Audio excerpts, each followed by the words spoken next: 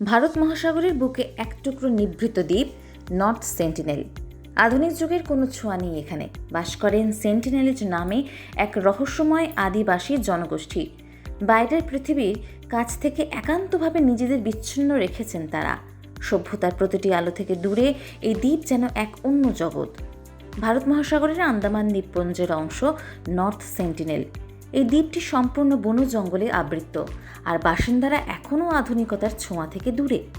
Sentinelese জনগোষ্ঠী নিজেদের মতো করে জীবনযাপন করে। বাইরের কোনো প্রভাবকে তারা একেবারেই পছন্দ করে না। সেন্টিনেলিজদের জীবনধারা সম্পূর্ণ আলাদা। আধুনিক যন্ত্রপাতি নয়, তারা বেঁচে থাকেন শিকার আর প্রাকৃতিক সম্পদ ব্যবহার করে।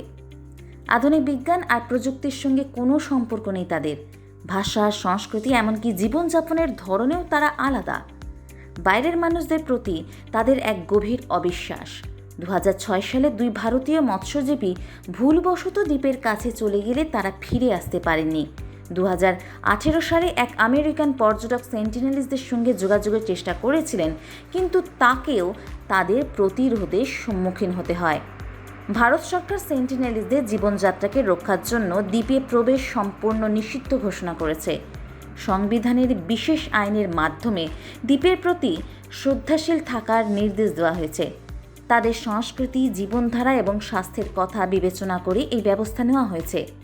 বিশেষজ্ঞদের মতে বাইরের পৃথিবীর সঙ্গে তাদের মেলামেশা তাদের জন্য বিপদ বয়ে আনতে পারে। সভ্যতার প্রতিটি প্রান্তে যেখানে আমরা আধুনিকতার আলোয় আলোকিত, সেখানে সেন্টিনেলিজরা সেই আলো থেকে দূরে থেকেই খুঁজে পেয়েছে প্রকৃতিতে মিশে থাকার এক অন্যরকম শান্তি।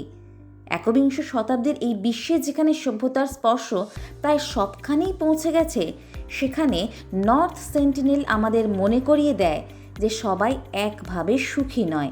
কিছু মানুষ প্রকৃতির মাঝে নিজস্ব সংস্কৃতির গণ্ডির মধ্যেই খুঁজে পায় বেঁচে থাকার অর্থ।